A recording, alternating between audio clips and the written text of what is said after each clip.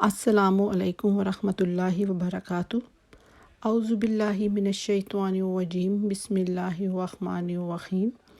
ربی اشرح لی صدری ویسر لی امری واحلل عقدۃ من لسانی یفقہوا قولی۔ ربی زدنی علما، اللہم فقہنا فی الدین۔ ربی یسر ولا تعسر وتمم بالخیر وبک نستعین، آمین یا الہی آمین۔ آج انشاءاللہ ہم آیت نمبر 206 سے اپنی کلاس کا آغاز کریں گے۔ آئیے سب سے پہلے لفظی ترجمہ دیکھتے ہیں۔ آیت نمبر 206۔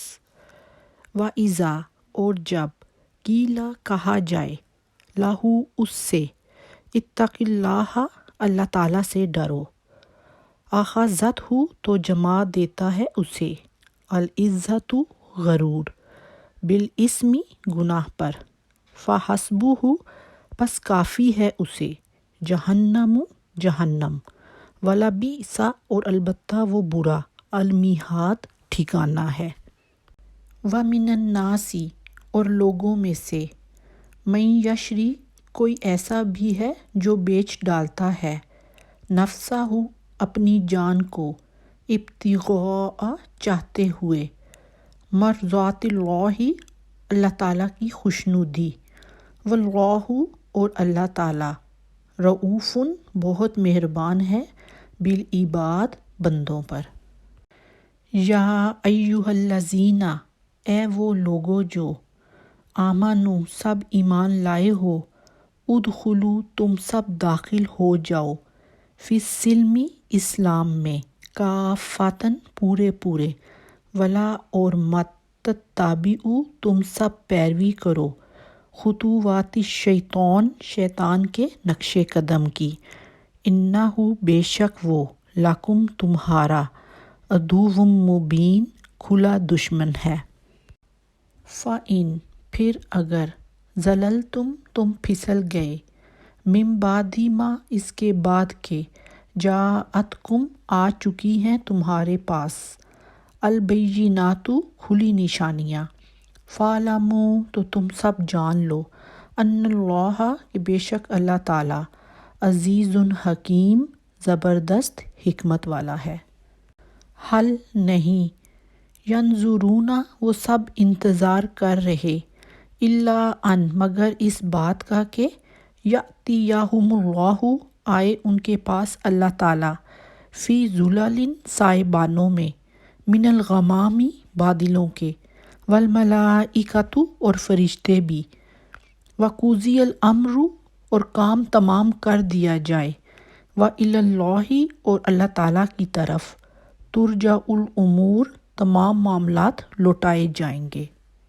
سل آپ پوچھئے، بنی اسرائیل بنی اسرائیل سے، کم کتنی، آتیناہم ہم نے دی ہیں انہیں، من آیات بینہ کھلی نشانیاں، ومن اور جو، یبدل بدل دے، نعمت اللہ اللہ تعالیٰ کی نعمت کو، من بعد ما اس کے بعد کہ، جاءتہ وہ آئی اس کے پاس، فإن اللہ تو بے شک اللہ تعالیٰ، شدید العقاب سخت سزا دینے والا ہے۔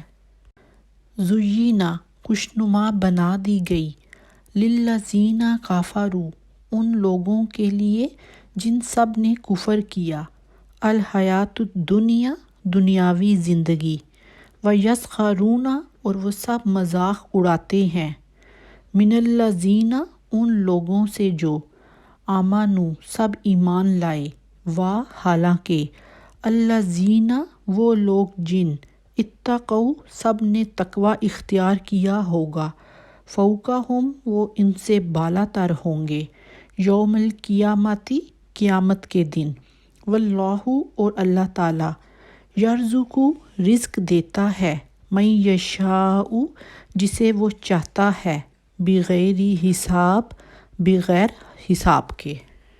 الفاظ کی وضاحت ہے۔ آیت نمبر 206 ہے، اتقی، واو قاف یا اس کا روٹ ورڈ ہے، اخذتہ، الف خا زال اس کا روٹ ورڈ ہے، بالاسمی، الف سا میم اسم گناہ کو کہتے ہیں، اور جب اسم سین کے ساتھ آتا ہے تو اس کا مطلب ہوتا ہے نام، یہ فرق یاد رکھیے گا۔ فحسبہ، ہا سین با اس کا روٹ ورڈ ہے۔ میہاد، میم ہا دال اس کا روٹ ورڈ ہے۔ آیت نمبر 207 ہے یشری، شین را یا اس کا روٹ ورڈ ہے، ہم پیچھے بھی پڑھ چکے، اور اردو میں بھی آپ نے سنا ہوگا مشتری، مشتری کہتے ہیں خریدار کو یا بیچنے والے کو۔ مرضاتی، را زاد واو، رضا اس کا روٹ ورڈ ہے، اور روٹ ورڈ میں جب ہم اردو زبان میں استعمال کرتے ہیں تو ہم کہتے ہیں رضا، را زاد الف، روٹ ورڈ میں ہم نے را زاد واو لکھا۔ بالعباد، عین با دال اس کا روٹ ورڈ ہے۔ آیت نمبر 208 ہے ادخلو، دال خا لام داخل ہونا اسی روٹ ورڈ کے ساتھ آتا ہے۔ فی السلمی، سین لام میم اس کا روٹ ورڈ ہے۔ کافاتن، کاف فا فا اس کا روٹ ورڈ ہے کافی ہونا۔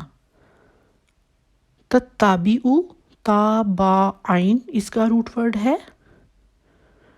خطواتی، خا تا واو اس کا روٹ ورڈ ہے۔ عدوون، عین دال واو اس کا روٹ ورڈ ہے۔ مبین، با یا نون اس کا روٹ ورڈ ہے۔ آیت نمبر 209 ہے زللتم، زا لام لام اس کا روٹ ورڈ ہے۔ البیناتی، یہ جو ہم نے پیچھے ورڈ پڑھا مبین، سیم روٹ ورڈ البیناتی کا ہوگا۔ فَاعْلَمُوا، اس کا روٹ ورڈ آپ خود لکھیے۔ عزیزن اور حکیمن، ان دونوں کا روٹ ورڈ بھی آپ خود لکھیے۔ آیت نمبر 210 ہے ینظرون، نون زا را اس کا روٹ ورڈ ہے۔ زلالن، زا لام لام اس کا روٹ ورڈ ہے۔ وقضیہ، قاف زاد یا اس کا روٹ ورڈ ہے پورا کر دیا جائے۔ ترجعو، را جیم عین اس کا روٹ ورڈ ہے۔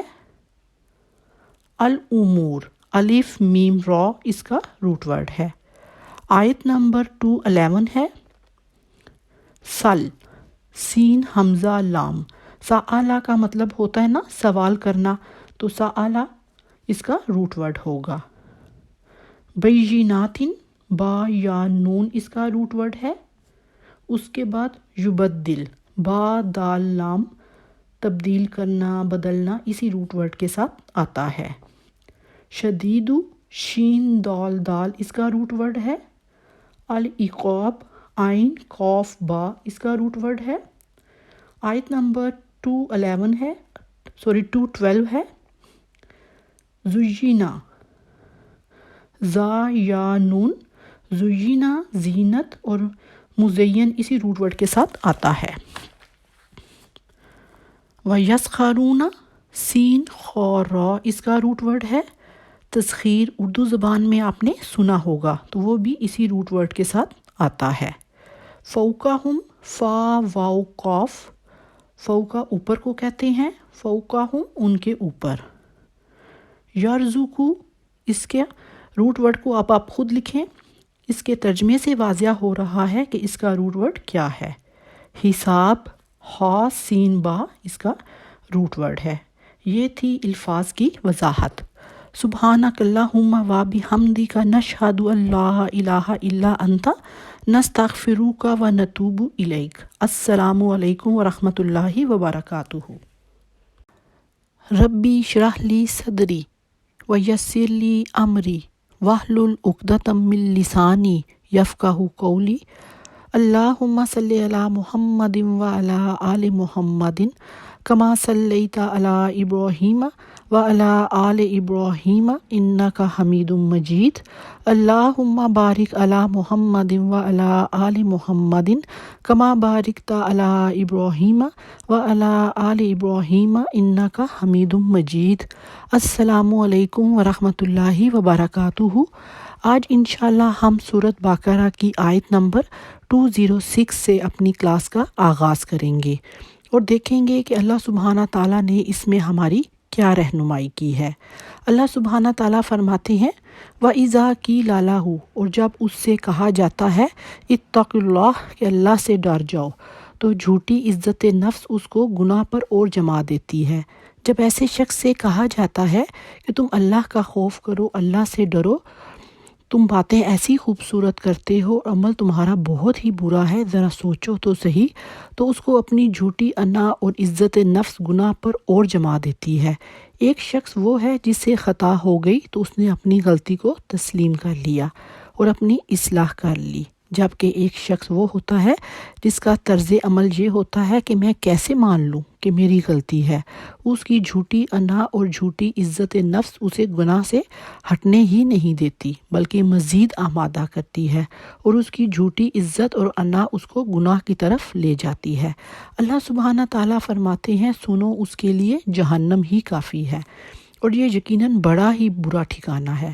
روایات میں آتا ہے کہ منافقین مدینہ میں ایک شخص اخنس بن شریک تھا، یہ اس کا کردار بیان ہوا ہے۔ شان نزول کے اعتبار سے تو یہ بات ٹھیک ہے، لیکن حقیقت میں یہ ایک ایسا کردار ہے جو آپ کو ہر جگہ ملے گا۔ اصل میں اس کردار کو پہچاننا چاہیے اور اس کے حوالے سے اللہ سبحانہ تعالیٰ سے ہدایت طلب کرنی چاہیے کہ اس کردار سے اللہ سبحانہ تعالیٰ ہمیں اپنی حفظ و ایمان میں رکھے، آمین ثم آمین۔ اور آیت نمبر 207 میں اللہ سبحانہ تعالیٰ فرماتے ہیں وَمِنَ النَّاسِ، اور لوگوں میں سے ایک شخص وہ بھی ہے جو بیچ دیتا ہے اپنی جان کو اللہ کی رضا کے لیے۔ قرآن کا یہ عام اسلوب ہے کہ کرداروں کا فوراً تقابل کیا جاتا ہے، چنانچہ ایک ناپسندیدہ کردار کے ذکر کے فوراً بعد اللہ سبحانہ تعالیٰ ایک پسندیدہ کردار کا ذکر کر رہے ہیں کہ لوگوں میں وہ بھی ہے جو اپنے آپ کو اللہ کی رضا کے لیے بیچ ڈالتا ہے اور اپنا تن من دھن قربان کرنے پر ہر وقت تیار رہتا ہے، کیونکہ قرآن پاک میں ہی اللہ سبحانہ تعالیٰ نے فرمایا کہ بے شک میری نماز، میری قربانی، میری زندگی اور میری موت اللہ سبحانہ تعالیٰ ہی کے لیے ہے جو تمام جہانوں کا رب ہے۔ اور اللہ سبحانہ تعالیٰ فرماتے ہیں اور اللہ اپنے بندوں کے حق میں بہت شفیق ہے۔ جس شخص نے اللہ کی رضا جوئی کے لیے اپنا سب کچھ بیچ دیا اور بیچنے کا ارادہ بھی کر لیا، نیت کر لی، اس سے بھی کبھی کوتاہی تو ہو سکتی ہے، کبھی جذبات میں آ کر کوئی غلط قدم اٹھا سکتا ہے۔ اپنے ایسے بندوں کو اللہ سبحانہ تعالیٰ بڑی شفقت اور مہربانی کے ساتھ انشاءاللہ معاف فرما دیں گے۔ اور اب آیت نمبر 208 میں اللہ سبحانہ تعالیٰ فرماتے ہیں یا ایھا الذین آمنوا، اے وہ لوگو جو سب ایمان لائے ہو، ادخلوا فی السلم کافۃ، تم سب داخل ہو جو اسلام میں پورے کے پورے۔ یہ میری فیورٹ ترین آیت ہے۔ جب بھی میں کسی کو کبھی اگزامپل دیتی ہوں تو میں اسی آیت کی مثال دیتی ہوں کہ دیکھیں اسلام میں ایک دفعہ پورے کے پورے داخل ہو جاؤ۔ اب اہل ایمان سے وہی بات کہی جا رہی ہے جو کہ بنی اسرائیل سے اللہ سبحانہ تعالیٰ نے آیت نمبر 85 میں کہی، اَفَتُؤْمِنُونَ بِبَعْضِ الْکِتَابِ وَتَکْفُرُونَ بِبَعْضٍ، کہ کیا تم ہماری کتاب کے ایک حصے کو تو مانتے ہو اور ایک حصے کو رد کر دیتے ہو، تو جو کوئی بھی تم میں سے یہ روش اختیار کرے گا اس کی کوئی سزا اس کے سوا نہیں ہے کہ دنیا میں ذلت و خواری اس پر مسلط کر دی جائے اور قیامت کے دن اس کو شدید ترین عذاب میں جھونک دیا جائے۔ اللہ اکبر۔ اور اللہ سبحانہ تعالیٰ دیکھیں کیسی کیسی اگزامپل دے کر ہمیں بتاتے ہیں کہ کچھ آیات پر تو تم ایمان لاتے ہو، تم عمل میں ڈھالتے ہو، اور کچھ آیات کو تم یوں ہی چھوڑ دیتے ہو۔ اس آیت میں مسلمانوں سے یہ کہا جا رہا ہے کہ اللہ کی اطاعت میں پورے کے پورے داخل ہو جاؤ۔ یہ طرز عمل نہ ہو کہ اللہ کی بندگی تو کرنی ہے مگر فلاں معاملے میں نہیں، اللہ کا حکم تو ماننا ہے لیکن یہ حکم میں نہیں مان سکتا۔ اللہ کے احکامات میں سے کسی ایک کی نفی کل کی نفی ہو جائے گی۔ اللہ سبحانہ تعالیٰ جزوی اطاعت قبول نہیں کرتے ہیں۔ اور پھر اللہ سبحانہ تعالیٰ فرماتے ہیں دیکھو شیطان کے نقش قدم کی پیروی نہ کرنا، وہ یقیناً تمہارا کھلا دشمن ہے۔ اور آیت نمبر 209 میں اللہ سبحانہ تعالیٰ فرماتے ہیں، پھر اگر تم پھسل گئے اس کے بعد بھی کہ تمہارے پاس یہ واضح تعلیمات آ چکی تو جان لو کہ اللہ سبحانہ تعالیٰ زبردست ہے اور حکمت والا ہے۔ اس آیت میں آپ غور کریں کہ دھمکی کا پہلو ہے کہ پھر اللہ کی پکڑ بھی بہت سخت ہے، اور پھر یہ کہ وہ حکیم بھی ہے اور اس کی پکڑ میں بھی حکمت ہے۔ اگر اس کی طرف سے پکڑ کا معاملہ نہ ہو تو پھر دین کا پورا نظام بے معنی ہو کر رہ جاتا ہے۔ اگر اللہ کی طرف سے کسی گناہ پر پکڑ ہی نہیں ہوگی تو پھر یہ آزمائش کیسی ہوئی؟ پھر جزا اور سزا اور جنت اور دوزخ کا معاملہ کیا ہوگا؟ اور پھر آیت نمبر 210 میں اللہ سبحانہ تعالیٰ فرماتے ہیں کہ کیا یہ اس بات کا انتظار کر رہے ہیں کہ آ جائے ان پر اللہ سبحانہ تعالیٰ بادلوں کے سائبانوں میں اور فرشتے بھی، اور فیصلہ کر دیا جائے، یعنی جو لوگ اللہ سبحانہ تعالیٰ کی طرف سے واضح احکامات اور تنبیہات آ جانے کے بعد بھی باز نہیں آئے، تو کیا وہ اس بات کے منتظر ہیں کہ اللہ سبحانہ تعالیٰ اپنے غضب اور فرشتوں کی فوج کے ساتھ ظاہر ہو کر ان کا حساب چکا دے؟ انسان کا نفس اسے ایک تو یہ پٹی پڑھاتا رہتا ہے کہ دین کے اس حصے پر تو آرام سے عمل کرتے رہو جو آسان ہے، باقی پھر دیکھا جائے گا۔ دوسری پٹی یہ پڑھاتا ہے کہ ٹھیک ہے، یہ بھی اللہ کا حکم ہے اور دین کا بھی تقاضا ہے، لیکن ابھی تو بڑی ذمہ داریاں ہیں، اب اپنی ان ذمہ داریوں سے فارغ ہو جائیں، بچے برسر روزگار ہو جائیں، بچیوں کے ہاتھ پیلے ہو جائیں، ذرا میں ریٹائر ہو جاؤں اور اپنا مکان بنا لوں، پھر میں اپنے آپ کو دین کے لیے خالص کر لوں گا۔ یہ نفس کا بہت بڑا دھوکہ ہے۔ اسی طرح وقت گزرتے گزرتے انسان موت کی وادی میں چلا جاتا ہے۔ کیا معلوم موت کی گھڑی کب آ جائے؟ یہ مہلت عمر تو اچانک ختم ہو سکتی ہے۔